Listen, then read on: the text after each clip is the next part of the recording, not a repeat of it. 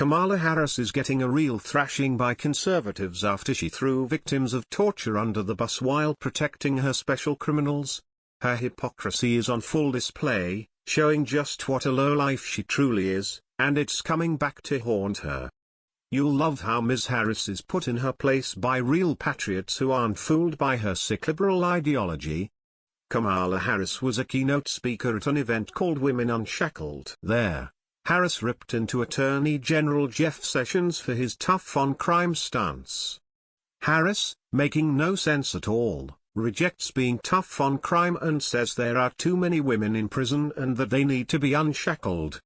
The Hill reported, Senator Kamala Harris, Democrat California, slammed Attorney General Jeff Sessions for his tough-on-crime policies during an event early Tuesday focused on the rising rate of women in the nation's prisons. Sessions' marching orders were a drastic shift from the orders former Attorney General Eric Holder issued in 2013 under President Obama that urged federal prosecutors to be more lenient with nonviolent, low-level drug offenders and reserve the harshest charges for violent criminals and the leaders of drug cartels.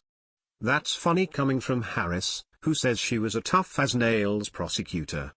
Now she's crying for women criminals while just a few short weeks ago she was throwing women who were tortured by Islamic extremists under the bus. She ignored Muslim women who came before a Senate hearing to ask for more light to be shed on female genital mutilation and sex slaves in Islam.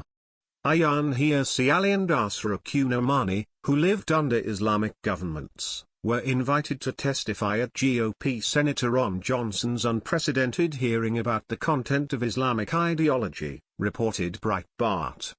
The two Muslim activists were so scorned by the liberal women senators, especially Harris, that they wrote an op-ed for the New York Times. After relating that the four Democratic women senators did not ask them a single question, they wrote, "Just as we are invisible to the mullahs at the mosque, we were invisible to the Democratic women in the Senate." How to explain this experience? Perhaps Senators Heitkamp, Harris, Hassan, and McCaskill are simply uninterested in sexism and misogyny. But obviously, given their outspoken support of critical women's issues, such as the kidnapping of girls in Nigeria and campus sexual assault, that's far from the case.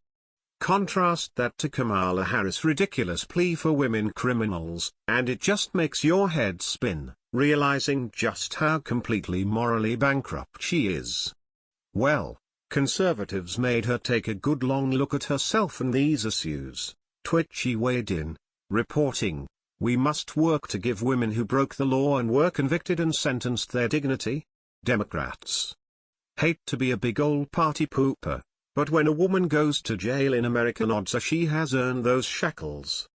Unlike other women who are shackled around the world. Sorry, Kamala, but that is incredibly sexist. I don't know how you sell your soul to the devil, but how else can one explain the blatant contradictions with liberal women like Kamala Harris? She sat there looking at those two women, who were tortured, in the eyes, and she let them flounder. She then advocates for women criminals and wants us to know how mistreated they are. She's as bad as Hillary Clinton, who is her icon and everything she is aspiring to be. The sickness of this goes beyond political rhetoric. Only evil people could be as two-faced as Kamala Harris, Maxine Waters, and Elizabeth Warren, just to name a few of the despicable Democrats who also embrace Planned Parenthood but are silent on female genital mutilation while lecturing us about the treatment of women and women's rights. Please share the story and tell us what you think by clicking one of the buttons below. We want to hear your voice.